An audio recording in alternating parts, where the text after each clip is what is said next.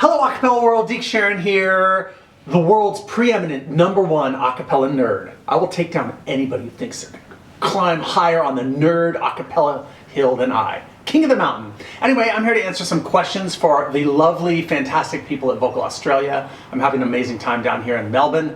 And fire away. What kind of questions do we have?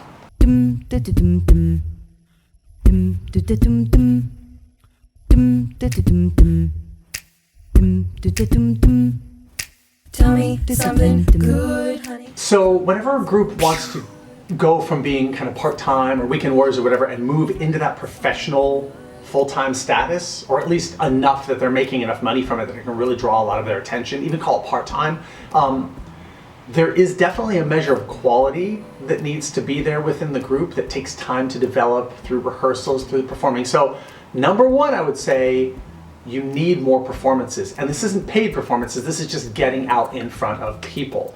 There are groups that compete, that focus so much on the competition, and they're learning and focusing on lessons to be learned about impressing judges, but people who are in audiences, that's a different gig.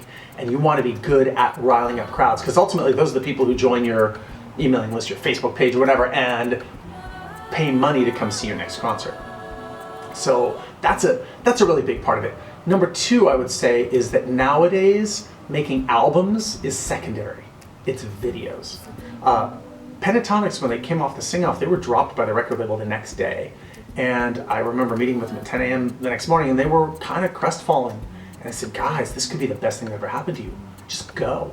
Now you don't have to worry about a record label telling you what to do. Now you don't have to worry about management breathing down your neck. You can make the music you want to make. And that's exactly what they did. They would take a song just as it was going on the charts, come up with a fun arrangement of it. Didn't even have to be the whole song. Sit on a couch, video themselves singing it, and they just kept building and building and building their following that way. Now, granted, they had a lot of quality, which is what I talked about in the item #1, but also they put that time in. They were smart and they put it online. That's where they found their audience. So for groups who are here in Australia, for instance, I think there's a real opening to become Australia's sweethearts, or the sweethearts of your region. You know, a group that sings songs on Australia Day and that is connected to local events and performs at sporting events and does some funny songs, but then also has a really heartfelt song and just gets out into the community and does enough that people start to really identify, hey, that's our group, those are our people. And once that happens, you're off to the races, because you start having your time filled up with more paid gigs rather than freebies or low-paying gigs, and that really helps you make the shift over to being, if not full-time, at least enough full-time. And then hopefully at that point, an agency gets interested, or one of your friends is like, I'll book you, I'll put together a small tour for you.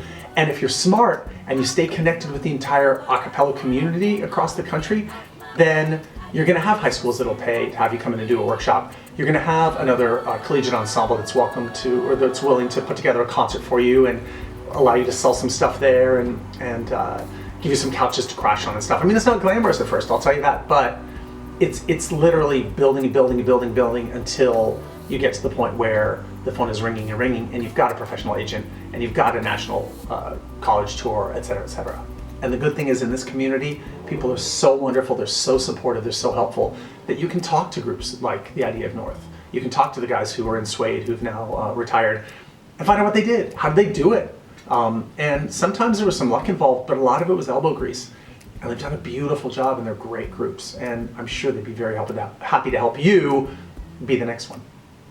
Thanks for tuning in to this week's episode of the Aca-Weekly by Vocal Australia. Be sure to subscribe to our channel to stay up to date.